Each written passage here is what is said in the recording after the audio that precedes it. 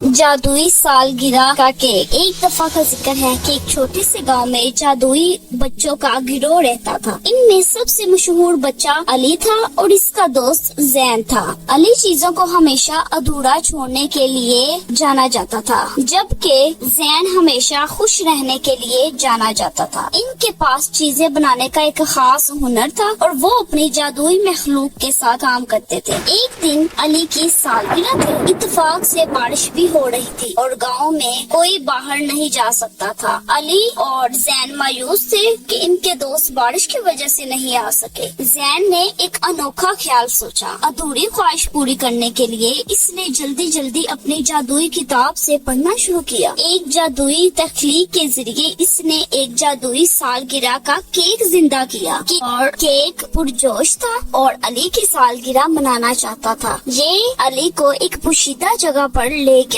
इन्होंने मिलकर एक खुशी की तकरीब का एहतमाम किया। केक ने अपने दोस्तों की आंखों में खुशी देखी तो खुशी से खुद ही चमकने लगा। ये सिर्फ अपने दोस्तों की खुशी से बहुत खुश था। ये वही है जो हकीकी जादू है, दूसरों की खुशी में खुशी तलाश करना। जिनसे अली ने कभी कोई चीज अधूरी नहीं छोड़ी और सालगिरह के जादुई केक की याद गाँव में रह गई। इस कहानी में ये सिखाती है कि हकीकी खुशी दूसरों को खुश देखने में है और हमें अपनी खुशी दूसरों के साथ बांटनी चाहिए।